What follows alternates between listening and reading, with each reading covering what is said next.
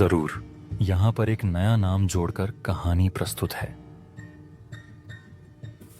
एक बार की बात है, एक छोटे से गांव में एक बदनाम डाकू का डर फैला हुआ था। उसका नाम था कालू डाकू। लोग उसके नाम से ही कांप उठते थे।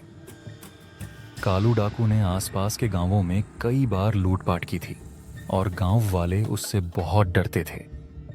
उसी गांव में एक बूढ़ी दादी रहती थी जिनका नाम था गंगा दादी।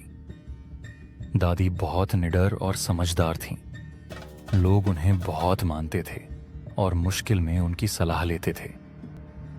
एक दिन कालू डाकू ने उस गांव में घुसने की योजना बनाई। शाम के समय जब गांव वाले अपने घरों में छुपे बैठे थे, गंगा दादी अकेली अपनी चौपाल पर बैठी मटकी में दाल फोड़ रही थी।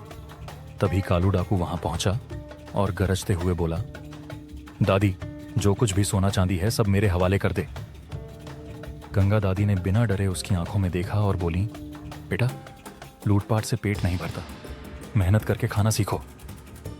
डाकू को गुस्सा आया और उसने तलवार निकाल ली। दादी, मजाक मत कर, जल्दी से खजाना बता वरना अंजाम बुरा होगा। गंगा दादी को एहसास हुआ कि डाकू गुस्से में है, लेकिन वह डरी नहीं। उन्होंने कहा, बेटा, पहले आंगन में जाकर बैठ, मैं तुझे खाना खिलाती हूं। भूखे पेट कोई सही फैसला नहीं कर सकता। डाकू को गुस्से के बावजूद भूख लगी थी, तो वह बैठ गया। गंगा दादी ने गर्मा गर्म रोटियां, दाल और सब्जी परोसी। खाना इतना स्वादिष्ट था कि कालू डाकू का दिल पिघलने लगा।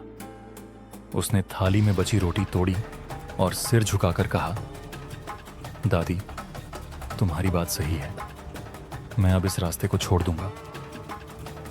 गंगा दादी ने मुस्कुराते हुए कहा, अच्छा इंसान वही है जो अपनी गलती को समझकर सही रास्ते पर लौट आए।